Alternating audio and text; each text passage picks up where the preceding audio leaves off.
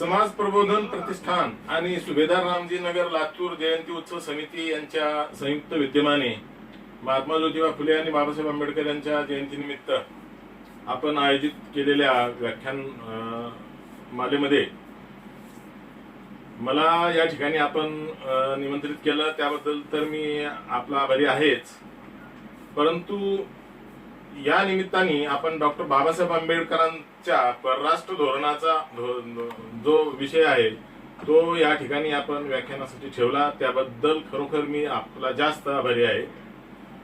त्याचं कारण असं की हा विषय म्हणजे आपले सर्व विचारवंत यांनी या विषयाकडे दुर्लक्ष केलेलं आहे. या विषयावर आपल्याला फार बाबासाहेबांच्या इतर सामाजिक राजकीय सर्व विषयावर आपल्याला वर्तमानपत्रातून वाचायला मिळतं, अनेक वक्त्यांच्या भाषणातून ऐकायला मिळतं, परंतु या विषयाकडे सर्रास दुर्लक्ष झालेलं आहे. त्यामुळं आपण हा विषय ठेवून या ठिकाणी खरोखर एक चांगलं कर्तव्य पाडण्याचा प्रयत्न केलेला आहे. मित्रहो, भारतीय परराष्ट्र धोरण हा वास्तविक पाहता डॉक्टर बाबासाहेब आंबेडकरांच्या चिंतेचा व चिंतनाचा विषय होता. बाबासाहेब आंबेडकरांना जेव्हा नव्या मंत्रिमंडळात, स्वतंत्र भारताच्या नव्या मंत्रिमंडळात कायदा मंत्री म्हणून घेतलं, तेव्हा त्यांच्यावर संविधानाची जबाबदारी सोपवलेली होती, ती बाबासाहेबांनी पार पाडली. त्या दरम्यान बाबासाहेबांना परराष्ट्र धोरणावर फारसं काही चिंतन करता आलं नाही किंवा फारसं व्यक्त होता आलं नाही. परंतु संविधान सुपूर्द केल्यानंतर मात्र बाबासाहेबांकडे वेळच वेळ होता. बाबासाहेबांना असं वाटत होतं की मला आणखी कायदा मंत्रालया व्यतिरिक्त अर्थ मंत्रालयाचा काही कारभार किंवा परराष्ट्र धोरणाच्या संदर्भातला काही कार्यभार सुपूर्द केला जाईल असं बाबासाहेबांना वाटत होतं. परंतु तसं काही झालं नाही.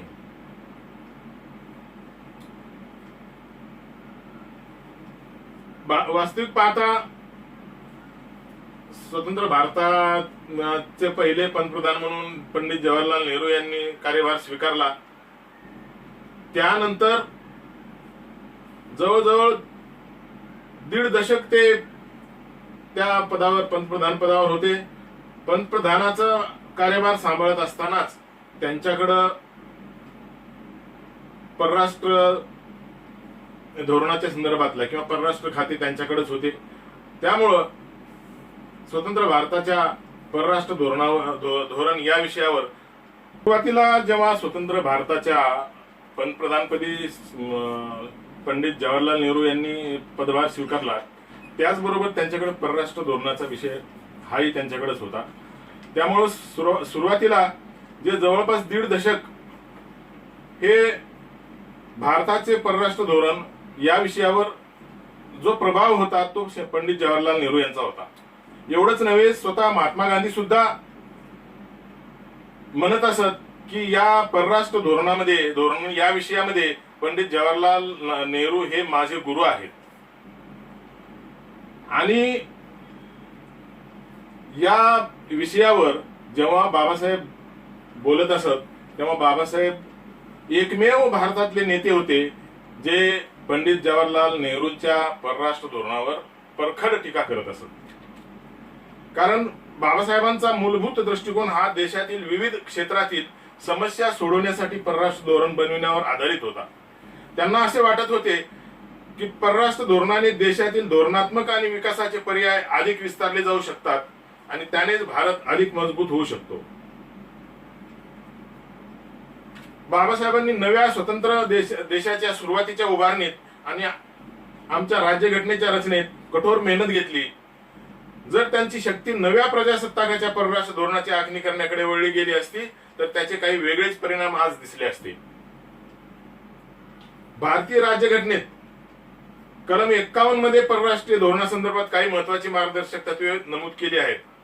जगाच्या पाठीवर कदाचित भारत हा एकमेव असा देश आहे की ज्याची राज्यघटना परराष्ट्र धोरणाच्या मार्गदर्शक तत्वासंदर्भात सांगते.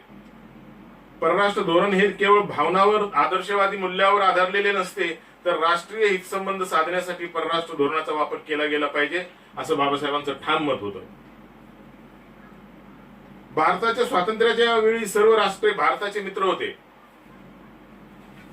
म्हणजे वास्तविक बघा, जेव्हा स्वातंत्र्य मिळालं देशाला तेव्हा आजूबाजूचे सर्व देश भारताचे मित्र होते. परंतु आज परिस्थिती अगदी उलट आहे. भारताला कोणताही मित्र नाही किंवा सर्व राष्ट्रे भारताचे प्रत्यक्षात शत्रू जरी नसले तरी ते प्रतिस्पर्धी मात्र आहेत. म्हणजे एकही आज देश ज्याच्या खांद्यावर विश्वासाने मान टाकावी असा देश मित्र म्हणून भारताचा राहिलेला नाही. त्यामुळं बाबासाहेबांनी जेव्हा 10 ऑक्टोबर 1951 रोजी केंद्रीय मंत्रिमंडळातील कायदेमंत्री पदाचा राजीनामा सादर केला होता, तो राजीनामा सादर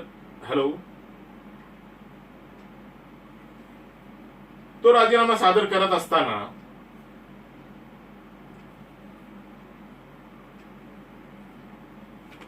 बाबासाहेबांनी परराष्ट्र धोरणाच्या संदर्भामध्ये चिंता व्यक्त केली होती. आणि ती चिंता व्यक्त करत असताना जी परराष्ट्र धोरणाबद्दलची चिंता होती ती आजही त्यांनी जी चिंता व्यक्त केलेली होती ती आजही मार्गदर्शक ठरू शकते. परराष्ट्र धोरणावरील उल्लेख केलेले परराष्ट्र धोरणावरील त्या राजीनामा पत्रामध्ये किंवा त्या राजीनाम्याच्या संदर्भाने त्यांनी प्रसिद्ध केलेलं जे स्टेटमेंट होतं त्या स्टेटमेंटमध्ये त्यांनी 5 अत्यंत महत्वाचे मुद्दे मांडलेले होते. त्याच्यामध्ये पहिला मुद्दा असा होता की 1946 मध्ये बाबासाहेब अनुसूचित जातीच्या समस्या संदर्भात अत्यंत चिंताग्रस्त होते आणि त्यांनी संयुक्त राष्ट्राकडे अनुसूचित जातीच्या बिकट परिस्थितीचा अहवाल तयार केला होता. हा अहवाल त्यांना संयुक्त राष्ट्राकडे म्हणजे युनोकडे सादर करायचा होता, परंतु बाबासाहेबांनी तो सादर केला नाही. कारण त्यांना असे वाटत होते की संविधान सभा आणि येणारी जी नवी संसद आहे 1947 नंतरची, त्या संसदेला एक संधी द्यावी अनुसूचित जातीच्या लोकांच्या उत्थापनासाठी, एक संधी देऊन बा. दुसरा मुद्दा बाबासाहेबांनी असा लिहिला होता की देशाच्या परराष्ट्र धोरणासंबंधाने त्यांना घोर चिंता आणि काळजी वाटत होती. 15 ऑगस्ट 1947 रोजी जेव्हा आम्ही स्वतंत्र देश म्हणून जगण्याची सुरुवात केली तेव्हा जगातील सर्वच देश आमचे मित्र होते. आज 4 वर्षानंतर म्हणजे जेव्हा बाबासाहेब राजीनामा देतात तेव्हा बाबासाहेब म्हणतात आज 4 वर्षानंतर सच्चा मित्र म्हणावा असा एकही नाही. आज आपल्या अयोग्य धोरणामुळे देशाच्या संरक्षण व्यवस्थेवर प्रचंड खर्च करावा लागत आहे अशी खंत त्यांनी आपल्या राजीनामा पत्रात व्यक्त केली होती. चुकीच्या परराष्ट्र धोरणामुळे देशाच्या अर्थव्यवस्थेवर थेट परिणाम कसा होतो हे अधिकारवाणीने त्या काळात सांगणारे बाबासाहेब एकमेव अभ्यासक होते. आजची स्थिती तर याहून अतिशय चिंतनीय आहे. भारत हा संरक्षण व्यवस्थेवर सर्वाधिक खर्च करणारा जगात 3ऱ्या क्रमांकाचा देश आहे. आजची परिस्थिती जर बघितली आपण, बाबासाहेबांनी तेव्हाच ही परिस्थिती व्यक्त केलेली होती, परंतु बाबासाहेबांच्या परराष्ट्र धोरणाच्या विचारावर त्यावेळेस फारसं लक्ष दिलं गेलं नाही, परंतु त्याचे आज परिणाम आपण भोगतो आहोत. परराष्ट्र धोरणाकडे फारसं गांभीर्यानं बघितलं नसल्यामुळं आज जगामध्ये सर्वाधिक संरक्षण व्यवस्थेवर खर्च करणारा म्हणून जगातला 3ऱ्या क्रमांकाचा देश आहे. पहिला क्रमांक अमेरिकेचा लागतो, दुसरा चीनचा आणि 3रा क्रमांक भारताचा लागतो. भारताला संरक्षण व्यवस्थेवर आपल्या सकल उत्पन्नाच्या जवळपास जीडीपीच्या 3 ते 3.25% एवढा खर्च करावा लागतो.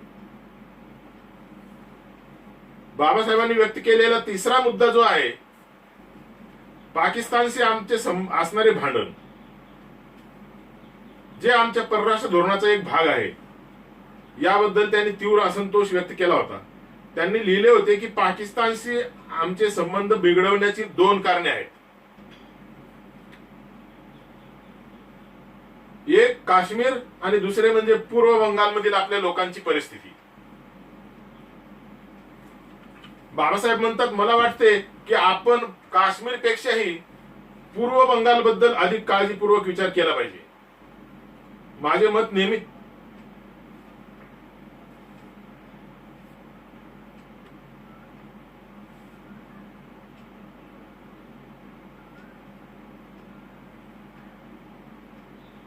सर ऐकू येते का वाघमारे सर?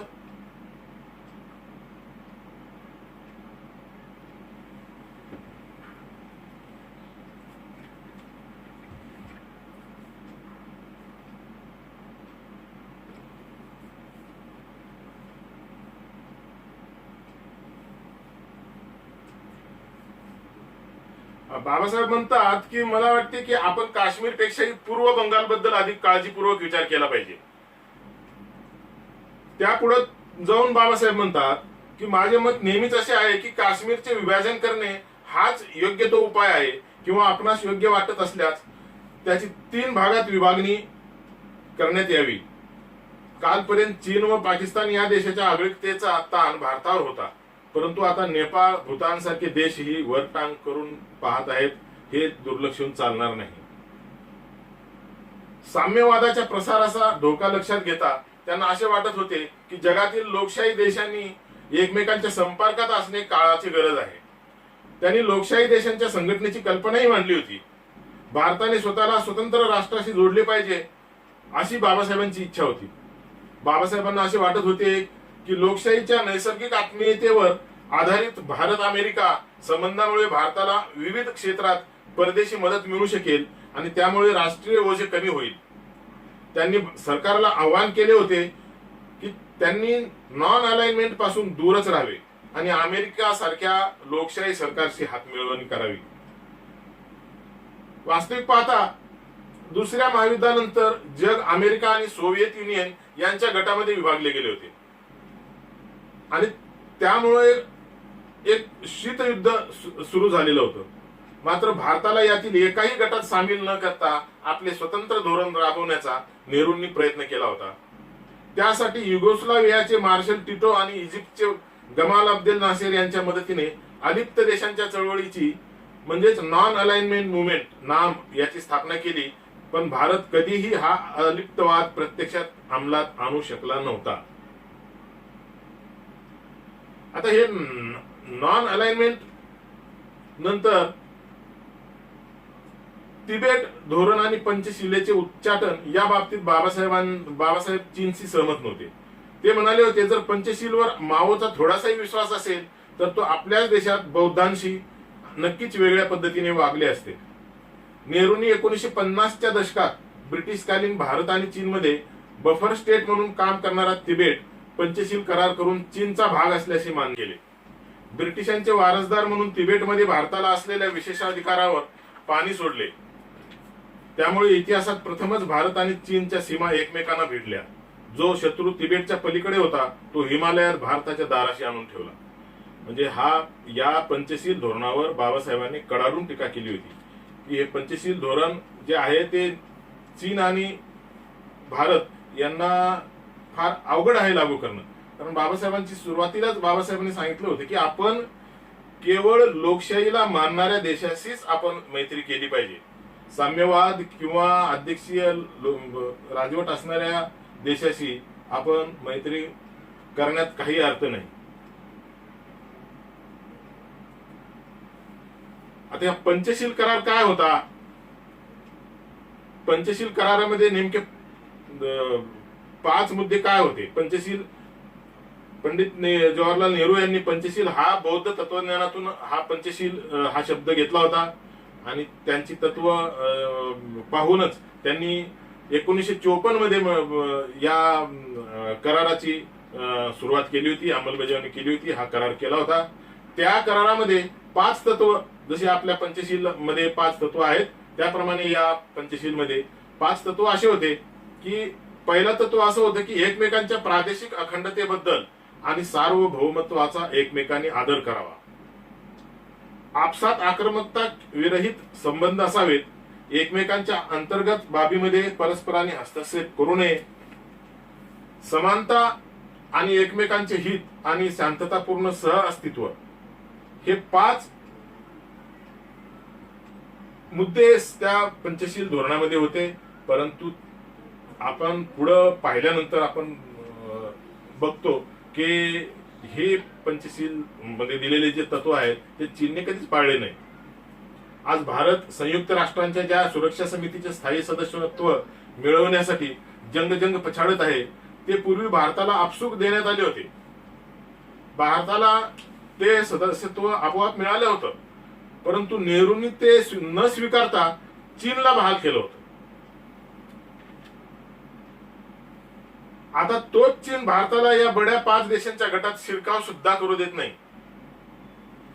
म्हणजे बाबासाहेबांचं बघा परराष्ट्र धोरणाबद्दलचं त्यावेळेस मत की बाबासाहेब म्हणत होते की चीन हा नीती मूल्य बाळगणारा देश नाहीये, त्यामुळं चीन पासून दूर राहा. परंतु आपल्याला माहित आहे की पंडित जवाहरलाल नेहरू यांनी किंवा काँग्रेसनी हिंदी चीनी भाई भाई हा नाराच नव्हे तर या विषयावर त्यांनी गाणी रचली होती आणि चीनशी जवळीक केली होती.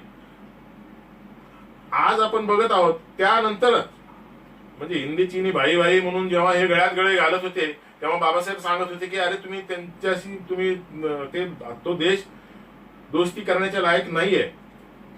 आणि त्याच्यानंतरच आपण बघतो की 1962 मध्ये चीनने आक्रमण केलं होतं. पंचशील करार केलेला असताना सुद्धा भारताने कम्युनिस्ट चीनच्या फायद्यासाठी आपले प्रयत्न पणाला लावले. त्यामुळे काही काळ भारत आणि अमेरिकेच्या दरम्यान वैरत्वाची भावना निर्माण झाली होती. या कृतीचा आज अत्यंत पश्चाताप होत असला तरी वेळ निघून गेलेली आहे असल्यामुळे त्याला काही अर्थ उरत नाही. त्यामुळे चीनशी वैरत्व जरी परवडणारे नसले तरी मैत्रीची अपेक्षा ठेवणे किती धोकादायक आहे हे आपण वारंवार अनुभवलेलं आहे. बाबासाहेब आंबेडकरांनी आशिया आणि त्या पलीकडे लोकशाही संघाची इच्छा वारंवार व्यक्त केलेली होती. ते म्हणाले होते की तुम्हाला संसदीय सरकार हवे आहे का? जर तुम्हाला हवे असेल तर तुम्ही संसदीय सरकार असलेल्याशीच मैत्री केली पाहिजे.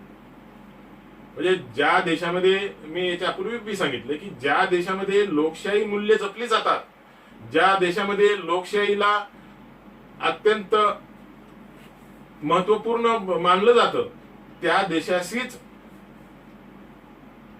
म्हणजे दोस्ती करा किंवा मैत्री करा. मग त्यासाठी तुम्हाला आशिया आणि त्याच्या पलीकडे जायची गरज पडली तरी चालेल, हे बाबासाहेबांनी त्यावेळी सांगितलेलं होतं. चीन सोबतचे नेहरूंना अभिप्रेत असलेले सहअस्तित्व बाबासाहेबांना अजिबात मान्य नव्हतं. संसदेत राज्यसभा सदस्य असताना 26 ऑगस्ट 1954 रोजी केलेल्या भाषणात बाबासाहेब म्हणतात की साम्यवाद आणि मुक्त लोकशाही एकत्र काम करूच शकत नाही, ते एकत्र राहू शकत नाहीत, त्यांच्यात संघर्ष होणार नाही अशी आशा करणे शक्य आहे काय? सिद्धांत काही असो, मला हे पूर्णपणे मूर्खपणाचे वाटते असे बाबासाहेब ठणकावून सांगत होते. कारण साम्यवाद हा जंगलात पेटलेल्या वनव्यासारखा आहे असं बाबासाहेब म्हणत होते. तो जळत राहतो आणि त्याच्या मार्गात येणारी प्रत्येक गोष्ट बेचिराग करतो. चीनवर फार विश्वास ठेवू नका, तो नीतिमत्ता नसलेला देश असून तो केव्हाही डंख मारू शकतो, हेच बाबासाहेबांनी तेव्हा स्पष्टपणे भारतातील सत्ताधाऱ्यांना सांगितले होते, जे आजही किती आदर्शवत विचार आहेत हे भारत चीन सीमेवर नुकत्याच घडलेल्या घटनेवरून स्पष्ट झालेले आहे.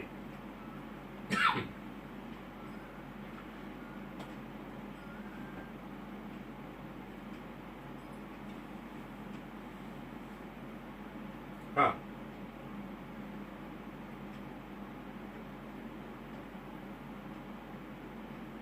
तर अशा पद्धतीनं हॅलो